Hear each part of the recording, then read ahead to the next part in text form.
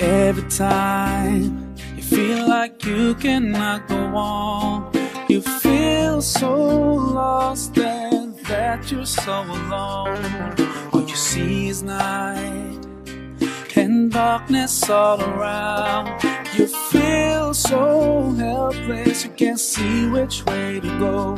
Don't despair and never lose hope, 'cause Allah is always by your side.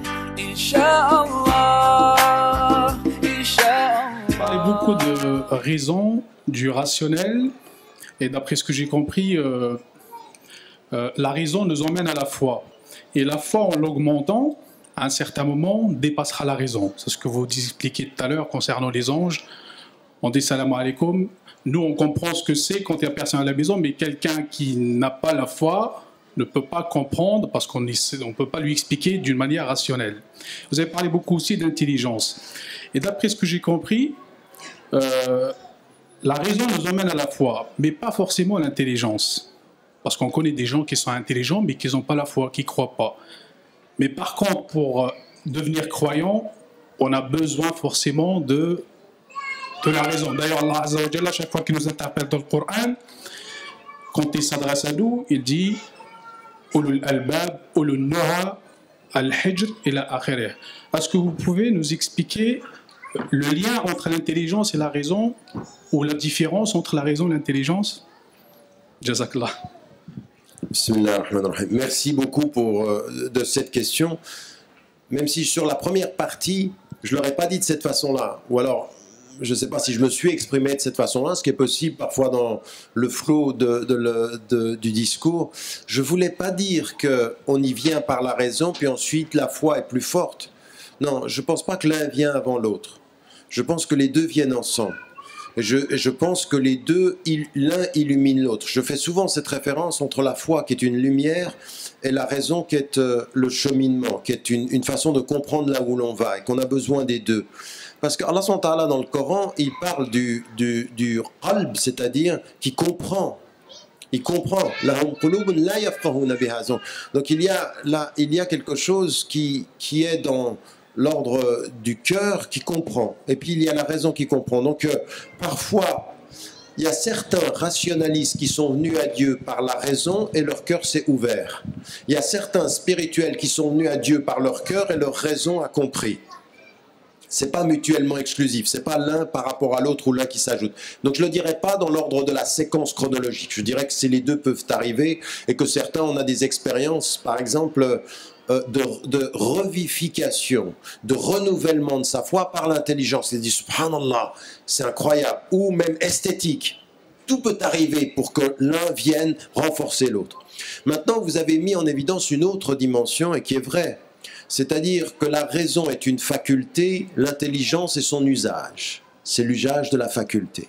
Et donc, en l'occurrence, vous avez des gens qui ont de la raison, mais qui ne sont pas très intelligents, eu égard à la particulière faiblesse de l'usage de la raison. Oui.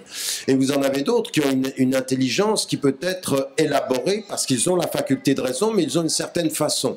Ce que nous savons aujourd'hui, c'est que l'intelligence, elle peut être nourrie par plusieurs sources. En fait, vous ne pouvez pas dire à quelqu'un, vous savez, quand vous avez des enfants, c'est le même papa et la même maman.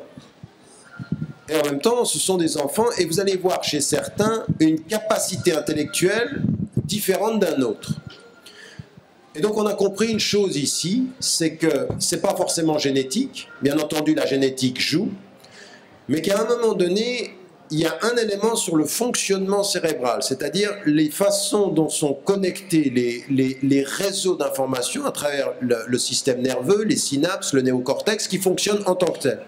Mais on a aussi compris que l'intelligence était liée sur l'interaction avec l'environnement.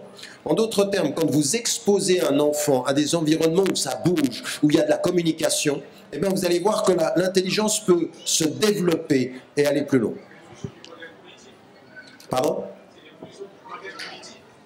Voilà, c'est oui, mais pas seulement. C'est-à-dire qu'il y a le bagage cognitif qui est lié au fonctionnement du cerveau, il y a l'interaction avec l'environnement, et puis il y a d'autres sources.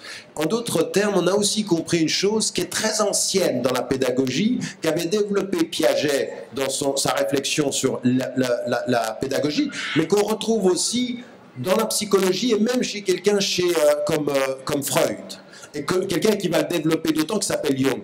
En fait, il y a dans notre façon de développer nos intelligences un rapport à l'amour, un rapport à l'affectif. En d'autres termes, on le sait avec des enseignants, un prof, un enseignant ou une enseignante qu'on aime bien développe des capacités d'appréhension de la connaissance différentes. En d'autres termes, l'amour apprend à mieux apprendre ou aide à mieux apprendre. Et là, vous apercevez d'une chose qui est très très importante.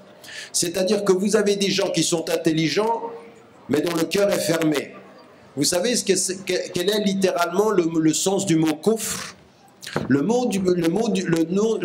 L'étymologie du mot kufr, c'est le cœur voilé. Il y a quelque chose qui ferme le cœur. Oui, c'est scellé, voilé.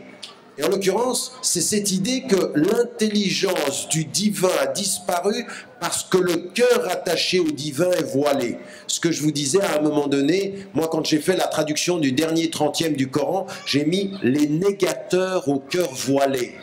Ils nient avec l'intelligence parce que leur cœur est voilé.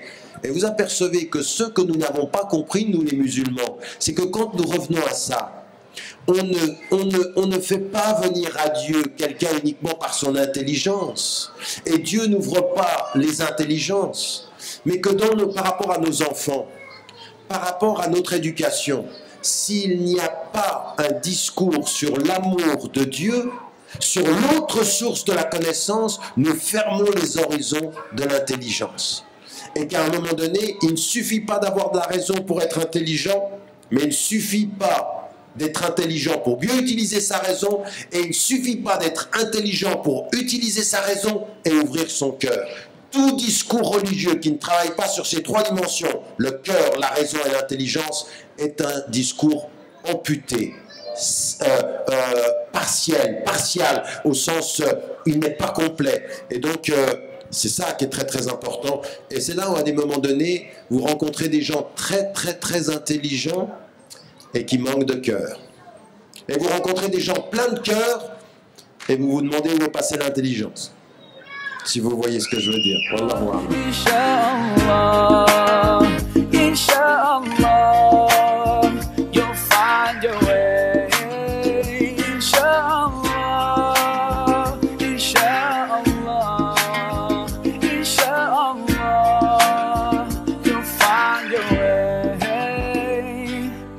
Every time you commit one more mistake, you feel you can't repent and that it's way too late.